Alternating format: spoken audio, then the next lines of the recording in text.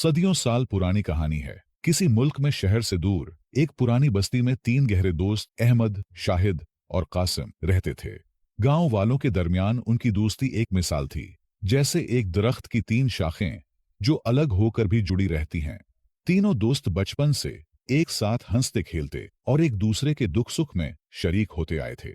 मगर वक्त हमेशा एक सा नहीं रहता। जिंदगी की सख्तियों ने उन्हें ऐसे घेर लिया जैसे नाजुक परिंदा तूफान के जिद में आया हो। उनके रोजगार के दरवाजे बंद होने लगे, गुर्बत का साया गहरा होता गया और रोटी के लाले पड़ गए। दिन ब दिन बढ़ती मुश्किलात ने उनके हौसले को भी आजमाना शुरू कर दिया था। जहां पहले क़हक़हे गूंजते थे, अब वहां फिक्र की चादर तनी थी। आखिर एक दिन जब भूख और परेशानी हद से बढ़ गई तो उन्होंने फैसला किया कि अब गांव छोड़ना होगा, कहीं और जाकर किस्मत आजमाना होगा। वो जानते थे कि अपना गांव छोड़ना आसान नहीं है, मगर ठहरे रहने का मतलब था कि गुर्बत उन्हें निगल जाएगी। उन्होंने अपनी मामूली सी जमा पूंजी इकट्ठी की, चंद जोड़े कपड़े और थोड़ा सा राशन साथ लिया और उम्मीदों के सहारे एक नामालूम मंजिल की तरफ निकल पड़े। रास्ता तवील था और कदमों में थकन की चाप थी, मगर उनके दिल में उम्मीद का चिराग रोशन था। वो एक बेहतर जिंदगी के ख्वाब आंखों में बसाए अपने गांव की मिट्टी को पीछे छोड़ते जा रहे थे। कई घंटों की मसाफत के बाद वो एक अजनबी इलाके में पहुंचे। चारों तरफ सुनसान मैदान, घने दरख्त और एक अजीब सी पुरस्रार खामोशी छाई हुई थी, जैसे ये जगह सदियों से वक्त की कैद में हो, जहां हवा भी सरगोशियों में बात करती हो। सूरज आहिस्ता आहिस्ता मगरिब की गोद में उतरने लगा, आसमान के दामन अंधेरों से भरने लगे और शाम की ठंडी हवा ने थकन को और नुमायां कर दिया। तीनों दोस्त एक बड़े सायादार दरख्त के नीचे बैठ गए। अहमद ने अपनी चादर बिछाई, शाहिद ने पानी की छोटी सी मशकीजा निकाली और कासम ने एक खुश्क रोटी तोड़कर सब में बांट दी। खामोशी में बस परिंदों की मदम चहचहाहट थी। कासिम ने तके हुए लहजे में कहा, क्या गांव छोड़कर हमने सही फैसला किया? अहमद ने आसमान की तरफ देखा, जहां चमकते सितारे उभरने लगे थे, और मुस्कुराकर बोला, जब कश्ती हवा के जद में आए तो उसे बचाने के लिए किनारा चाहिए, चाहे वो दूर क्यों ना हो।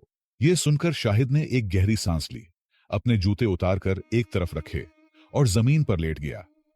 जो भी होगा इकट्ठे सामना करेंगे। ये कहते ही तीनों दोस्त तकन से बेहाल इन्हीं ख्यालात में डूबे आसमान के नीचे लेट गए। सुनसान इलाका था, दूर दूर न कोई चिराग और न कोई आदमी था, लेकिन तीनों दोस्त एक दूसरे के हौसले का सहारा थे।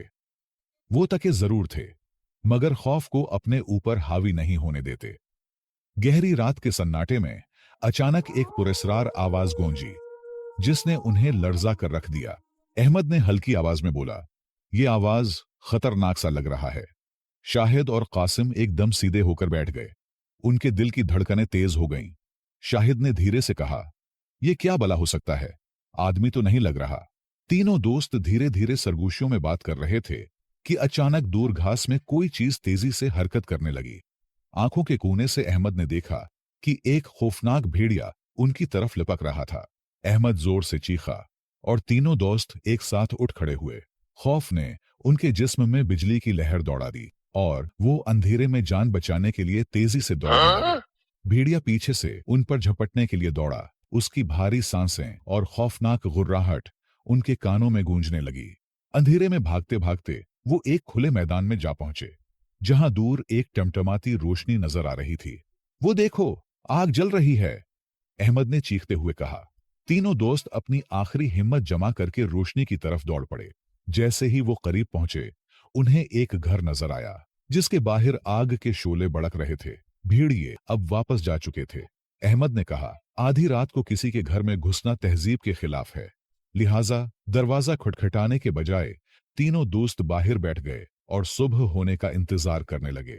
सुबह की रोशनी जैसे ही फैलने लगी, दूर से अजानों की आवाजें गूंजने लगी। अंधेरे की वहशत कम होने लगी। परिंदे चहचहाकर नए दिन की आमद का ऐलान करने लगे। तीनों दोस्त अभी तक आग के करीब ही बैठे थे। तकिन और खौफ ने उन्हें बेहाल कर दिया था। उनके जिस्मों पर अभी तक खौफ का साया था, लेकिन अंधेरे की डर से आजादी मिली। इसी लम्हे घर का दरवाजा चरचराते हुए खुला। एक बूढ़ी औरत जो सफेद चादर में लपटी हुई थी, हाथ में पानी का बर्तन लिए बाहर निकली। वो मिट्टी के फर्श पर खड़ी होकर नमाज पढ़ने लगी। उसकी जबान पर दुआएं जारी थीं और उसके चेहरे पर अजब सुकून था। नमाज से फारिग होकर जैसे ही उसकी नजर तीनों नौजवानों पर पड़ी, वो हैरत में मुब्तला हो गई। कुछ लम्हे तक वो उन्हें गौर से देखती रही, फिर नरमी से बोली, बेटा, तुम कौन हो और यहां क्यों बैठे हो? बूढ़ी औरत ने उनकी हालत देखी और फिर शफकत भरी मुस्कुराहट के साथ कहा, बेटा, बाहर क्यों बैठे हो? अंदर चलो, मेरे घर में आराम करो। शायद तुम थके हुए हो और भूखे भी। बूढ़ी औरत ने तीनों दोस्तों की खूब मेहमान नवाजी की और जब उन्हें मालूम हुआ कि वो मजदूरी के लिए आए हैं, तो शफकत से बोली, बेटा, मेरी 5 गायें जंगल में खो गई हैं। अगर तुम उन्हें ढूंढ कर वापस ले आओ तो मैं तुम्हें अच्छा इनाम दूंगी। अहमद ने हिम्मत से कहा, माँ जी, हम पूरी कोशिश करेंगे कि तुम्हारी गायें ढूंढ कर लाएं। बूढ़ी औरत ने खुश होकर उनके सरों पर हाथ रखा और दुआएं देने लगी। तीनों दोस्तों ने नाश्ता किया और जंगल की तरफ रवाना हो गए। जंगल में खतरनाक जानवर भी थे, मगर तीनों दोस्तों के पास कोई और रास्ता नहीं था। वो पैसों के लिए कुछ भी करने को तैयार थे। दिन भर भटकते, दरख्तों और झाड़ियों में जांघते। आखिरकार शाम होते ही वो बूढ़ी औरत की खोई हुई 5 गायें तलाश करने में कामयाब हो गए। गायें वापस लाते ही बूढ़ी औरत की खुशी का कोई ठिकाना न रहा।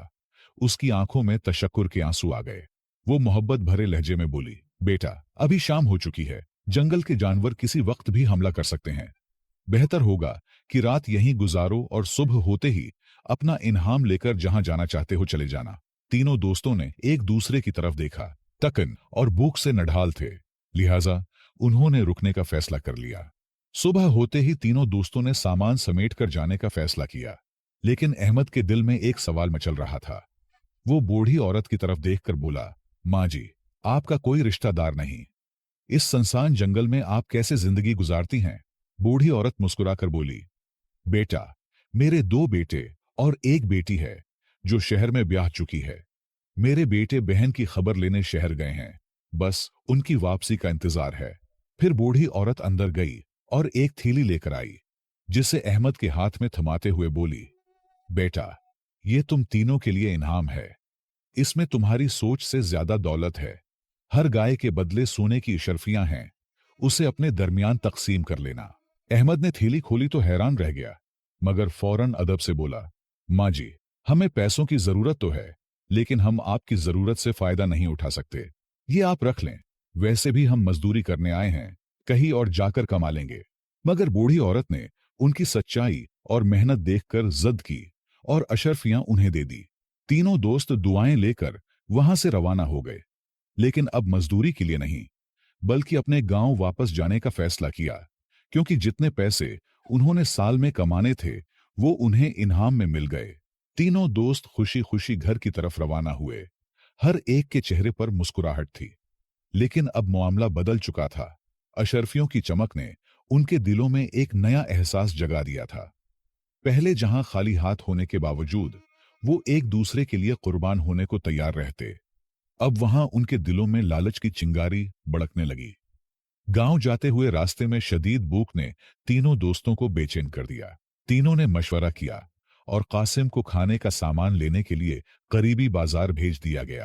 अहमद और शाहिद दरख्त के नीचे बैठकर उसका इंतजार करने लगे, मगर उनके दिलों में भी लालच सर उठा रहा था। सारी उम्र की दोस्ती और मोहब्बत को भूलते हुए दोनों ने एक दूसरे की तरफ देखा और आहिस्ता से सरगोशी की, अगर कासिम वापस न आए तो सारी दौलत हमारी हो सकती है। चंद लम्हों की खामोशी के बाद दोनों ने फैसला कर लिया कि जैसे ही कासिम वापस आए वो उसे खत्म कर देंगे, ताकि अशरफियों पर उनका कब्जा हो जाए। उधर कासिम बाजार की तरफ बढ़ रहा था, मगर उसके जहन में भी शैतान अपनी चाल चला रहा था। उसने सोचा, अगर मैं खाने में जहर मिला दूं तो दोनों दोस्त मर जाएंगे और सारी दौलत सिर्फ मेरी हो जाएगी। ये ख्याल आते ही उसके लबों पर एक शैतानी मुस्कुराहट फैल गई और उसने जहर खरीद लिया और अपने मंसूबे को अमली जामा पहनाने के लिए खाने में मिलाने का फैसला कर लिया। कासिम बाजार से जहर खरीद चुका था और खाने में मिलाने का मंसूबा बना रहा था, जबकि दूसरी तरफ अहमद और शाहिद भी साजिशें कर रहे थे। दोनों की आंखों में हिरस का अंधेरा था और उन्होंने फैसला कर लिया था कि जैसे ही कासिम खाने के साथ वापस आए, वो उसे कत्ल कर देंगे और दौलत आपस में बांट लेंगे। मगर लालच के साथ साथ उनके दिलों में दोस्ती की मोहब्बत भी भड़क रही थी। अहमद और शाहिद अपनी साजिश को आखिरी शक्ल दे चुके थे और बेसब्री से कासिम का इंतजार कर रहे थे। उनके दिलों में बेरहमी और लालच की आग भड़क रही थी। दूसरी तरफ कासिम ने बाजार पहुंचकर जहर खरीद लिया और खाने में मिलाने का इरादा कर चुका था। लेकिन अचानक उसके दिल में पछतावे का एहसास जागा। उसने खुद से कहा, यह दौलत हमारे लिए आजमाइश है। अगर मैंने अपने दोस्तों के साथ गद्दारी की तो मैं भी किसी न किसी सजा से नहीं बच सकूंगा। यही सोचकर उसने जहर फेंक दिया और साफ नीयत के साथ खाने का सामान लेकर वापस रवाना हो गया। इधर अहमद और शाहिद को भी अपनी गलती का एहसास होने लगा। वो सोचने लगे कि दोस्ती जैसी नियामत को दौलत की खातिर कुर्बान करना कितनी बड़ी नादानी होगी। वो खुद को बेहद बुरा महसूस कर रहे थे और उनके दिलों में पछतावा था। आखिरकार उन्होंने फैसला किया कि वो कासिम को नुकसान नहीं पहुंचाएंगे और अपनी साजिश को खत्म कर देंगे। कुछ साथ बाद कासिम खाना लेकर आया और तीनों दोस्तों ने खुशी खुशी खाना खाया। किसी ने भी एक दूसरे के ख्यालात का इजहार नहीं किया, क्योंकि वो सब चाहते थे कि दोस्ती में किसी किस्म की ठेस न आए। अहमद और शाहिद सोच रहे थे कि शायद कासिम बुरा मान जाए, जबकि कासिम के दिल में भी यही खौफ था कि कहीं अहमद और शाहिद उससे नाराज ना हो जाएं। सबके दिलों में खामोश मोहब्बत और एतमाद था, मगर कोई भी उसकी बात जबान पर नहीं लाना चाहता था। खाना खाने के बाद तीनों दोस्त गांव की तरफ रवाना हो गए। ये सफर एक नई जिंदगी के आगाज की तरह था, जहां वो दोबारा अपने ताल्लुकात को बेहतर बनाने की कोशिश कर रहे थे। हर एक के दिल में पहले से मोहब्बत ज्यादा थी और अपने बुरे हथकंडों पर दिल ही दिल में लानत बेच रहे थे। सूरज गुरूब हो चुका था और रात का अंधेरा हर तरफ फैलने लगा था। तीनों दोस्तों ने रुककर मशवरा किया कि आगे का सफर जारी रखना खतरनाक हो सकता है। अहमद ने एक पहाड़ की तरफ इशारा करते हुए कहा, वहां एक गार नजर आ रही है जो कि बहुत महफूज है जानवरों और डाकुओं से। क्यों ना रात वहीं गुजार लें। शाहिद और कासिम ने बात को मानते हुए तीनों दोस्त एहतियात से गार की तरफ बढ़ने लगे। रात की ठंडी हवा उनके जिस्म में सिरायत कर रही थी और दूर दराज जंगलों और पहाड़ियों से भेड़ियों के चिल्लाने की आवाजें गूंज रही थीं, जो फिजा को मजीद खौफनाक बना रही थीं। जैसे ही वो गार के करीब पहुंचे, अंदर का गहरा अंधेरा उनके कदम रोकने लगा। कासिम ने दबे लफ्जों में कहा, यह जगह ठीक तो है ना?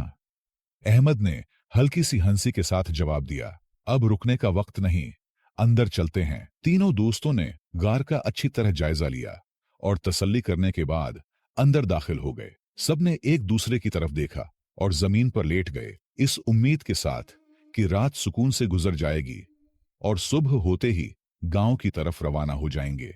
थकन की वजह से तीनों दोस्त फौरन गहरी नींद सो गए, मगर आधी रात को मौसम ने अचानक करवट ली। तेज हवाएं चलने लगें और यकायक मूसलाधार बारिश शुरू हो गई। तूफानी जकड़ों ने गार के इर्द गिर्द शोर मचा दिया। तीनों दोस्त एक बार फिर खौफ में मुब्तला हो गए और दुआ करने लगे कि रात खैरियत से गुजर जाए ताकि वो सुबह सलामत अपने घर पहुंच सकें। तूफान की शिद्दत बढ़ती गई, तेज हवाओं से दरख्त जड़ों से उकड़ने लगे और गिरज चमक के साथ बारिश गजब ढाने लगी। अचानक पहाड़ की चोटी से एक बड़ा पत्थर लड़कता हुआ नीचे आया और गार के मुंह पर आ गिरा। मिट्टी और छोटे पत्थर इधर उधर बिखर गए और गार का रास्ता मुकम्मल तौर पर बंद हो गया। आधी रात का सन्नाटा तूफानी बारिश के बावजूद बरकरार था, मगर तीनों दोस्तों को अभी तक ये मुकम्मल तौर पर वाज़ेह नहीं हुआ था कि गार का रास्ता बंद हो चुका है। वो बस सर्दी और तकन से नडाल थे, इसलिए मजीद कुछ सोचे बगैर दोबारा सोने की कोशिश करने लगे। सुबह के वक्त अहमद सबसे पहले जागा। उसने गार के अंदर अंधेरा देखा और सोचा कि शायद अभी तक सुबह नहीं हुई, लेकिन जब वो गार के मुंह के करीब गया तो उसे पता चला कि गार का रास्ता एक बड़े पत्थर से बंद हो चुका है। अहमद ने फौरन शाहिद को जगाया और दोनों ने मिलकर पत्थर को हटाने की कोशिश की। वो अपनी पूरी ताकत इस्तेमाल कर रहे थे, मगर पत्थर अपनी जगह से जरा भी न हिला। दोनों मायूस हो गए और कासिम को भी जगा लिया। तीनों दोस्तों ने मिलकर जोर लगाया। उनके हाथ जख्मी हो रहे थे, सख्त सर्दी के बावजूद माथे पसीने से तर थे। वो बारी बारी अपनी पूरी ताकत आजमाते, मगर पत्थर अपनी जगह अटल था। इस वक्त उन्हें अपनी बेबसी का शिद्दत से एहसास हुआ। कई कोशिशों के बाद तीनों ने मिलकर एक आखिरी जोर लगाया और पत्थर नीचे लुढ़क गया। गार का रास्ता खुल गया और रोशनी अंदर आ गई। उन्होंने सुकून का सांस लिया और अल्लाह का शुक्र अदा किया कि वो इस मुसीबत से बच गए। बाहर निकलकर तीनों ने दोबारा अपने सफर का आगाज किया। रास्ते में हर एक अपनी सोचों में गुम था। अहमद ने सोचा, अगर हमने कासिम को नुकसान पहुंचाया होता तो आज हम उस पत्थर को हटाने में नाकाम रहते और अंदर ही मर जाते। कासिम के दिल में यह ख्याल आया, अगर मैंने खाने में जहर मिला दिया होता तो अब मैं अकेला पत्थर कैसे हटाता और अंदर ही मरता। बिल आखिर तीनों दोस्तों ने एक दूसरे से माफी मांगी और गांव पहुंचकर ईमानदारी से पैसे तकसीम कर लिए। अब वो पहले से भी ज्यादा करीब हो गए और भाइयों की तरह जिंदगी गुजारने लगे। इस आजमाइश ने उनके दिल व दिमाग पर गहरा असर छोड़ा और उन्हें एहसास हुआ कि लालच सिर्फ दूसरों के लिए नहीं, बल्कि खुद इंसान के लिए भी तबाही का सबब बन सकती है। प्यारे दोस्तों, इस कहानी में हमें 3 अहम तालीमात मिलती हैं। पहला सबक यह है कि हलाल रिज्क की तलब इंसान के लिए बेहतरीन दरवाजे खोलती है। दूसरा, लालच इंसान की दुनिया की तबाही का सबब बनती है और आखिरत में भी उसके बारे में जवाबदेह होगा। तीसरा, अगर लालच या कोई और गुनाह तर्क कर दिया जाए तो उसका बदला दुनिया और आखिरत दोनों में मिलता है। लिहाजा माल व दौलत आरिजी चीजें हैं, लेकिन रिश्ता इंतहाई कीमती है। अपने रिश्तेदारियों का एहतराम करो, चाहे वो दोस्ती हो या खूनी रिश्ता। इससे दुनिया और आखिरत में फायदा और अजीम सवाब मिलता है। मुझे उम्मीद है आपने इस कहानी से बहुत कुछ सीखा होगा। अगर आपको ये सबक आमूज कहानी पसंद आई हो और आपको मजीद पुरानी और नसीहत आमेज कहानियां सुनना पसंद है तो हमारे और आपके चैनल पुराने किस्से को लाजमी सब्सक्राइब करें, वीडियो को लाइक करें और अपने दोस्तों के साथ जरूर शेयर करें। इस वाकये के बारे में अपनी कीमती राय कमेंट्स में जरूर लिखें। आपकी राय हमारे लिए बहुत अहम है।